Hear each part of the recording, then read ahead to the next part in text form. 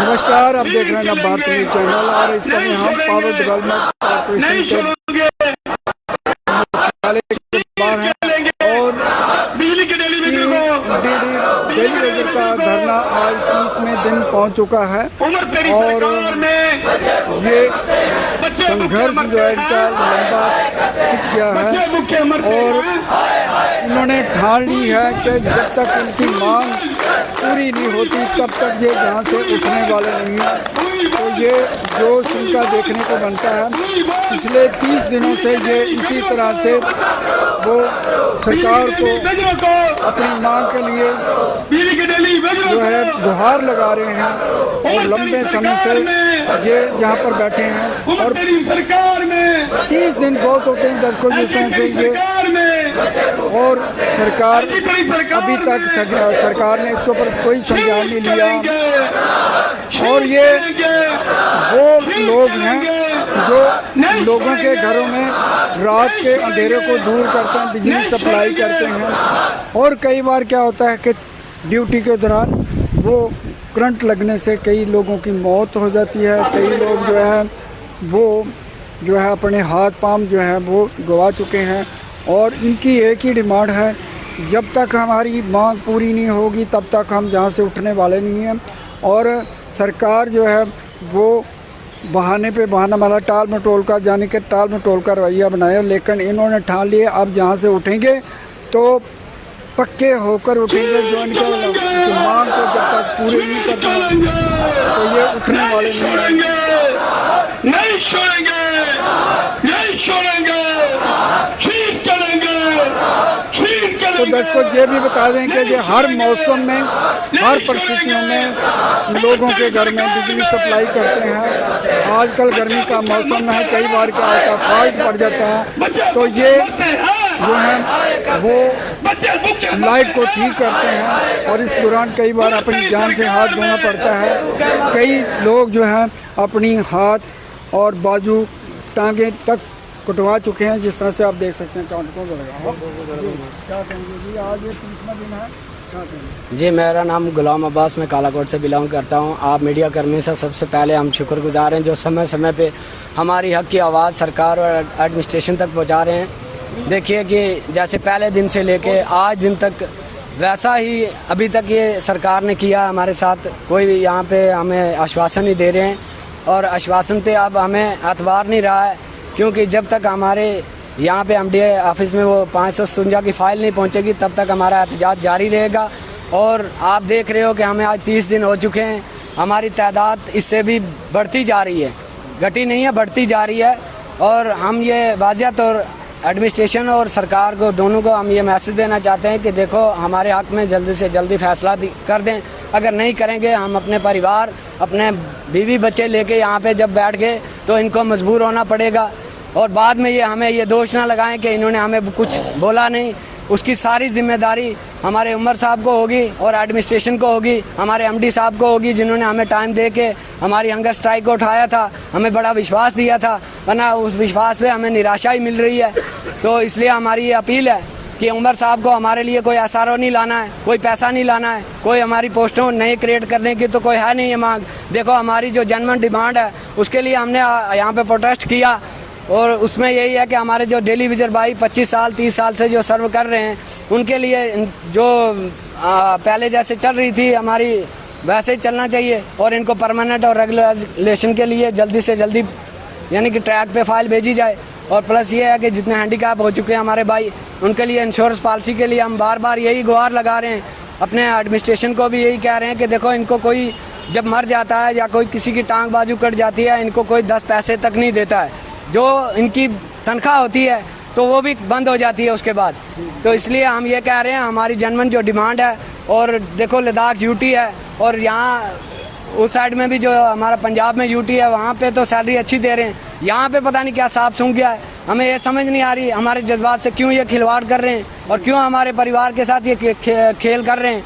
तो हम यही कह रहे हैं अगर सरकार कुछ हमारे लिए अच्छा कर ले तो ठीक है, नहीं तो हम लोगों ने इससे भी उग्र प्रदर्शन में निकलना है। हमारी यही है कि हमने फिर अपने बीवी बच्चे लेके यहाँ पे बैठ जाना है, तो उसकी सारी जिम्मेदारी सरकार और एडमिनिस्ट्रेशन को ही होगी।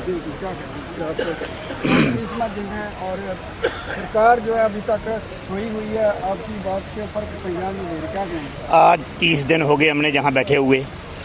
हमारी जेन्युइन ये डिमांड है, क्योंकि हमारे जो भाई इधर हैंडीकैप हैं उनका कंपनसेशन है उनके लिए, और हमारी पेंडिंग बेजी का है 557 लोग वो है जिनकी एक फाइल सेक्रेटरीट में पड़ी हुई है कि वो बहुत दर बदर टेबल टू टेबल दूर चल रही है, क्योंकि वो जल्द से जल्द हमारी टेबल सेक्रेटरीट से कंप्लीट होकर तो हमारे एमडी ऑफिस में पहुंची जाए।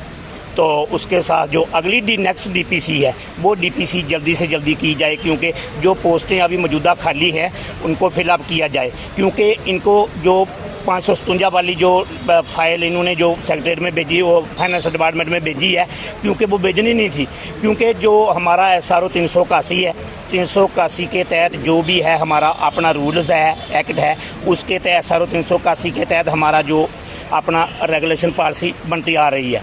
क्योंकि 2013 में भी उमर साहब जो हैं वो CM थे और पावर मंत्री थे, आगे 2018 में हुई DPC हुई, 2022 में जो भी हुआ, तो आज भी पावर मिनिस्टर जो उमर साहब हैं।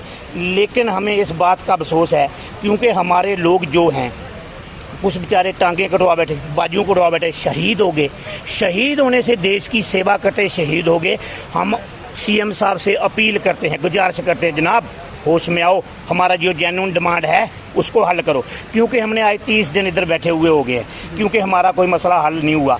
हम ये कहते हैं कि जितनी देर हमारा मसला हल नहीं होगा इतनी देर हम इधर से हड़ताल उठाने वाले नहीं हैं, क्योंकि हमारे 4-5 जेन्युइन डिमांडें हैं। क्योंकि जो कम से कम जो हमारा बंदा डेथ हो जाती है किसी की 50 लाख रुपया इंश्योरेंस होना चाहिए, जो हमारी पेंडिंग पे जी रुकी हुई है वो रिलीज होनी चाहिए, जो 557 वाली जो फाइल सेक्रेटरीट के अंदर है वो जल्द से जल्द कंप्लीट करके MD ऑफिस में पहुंचाई जाए, और हमारी जो ये मेन डिमांडें हैं ये पूरी की जाए। नई DPC जल्द से जल्द की जाए, क्योंकि अगर हमारा मसला हल नहीं हुआ, आज 30 दिन हुए, 30 दिन के बदले 60 दिन भी हो सकते हैं, क्योंकि इससे भी ज़्यादा हम उग्र प्रदर्शन करेंगे।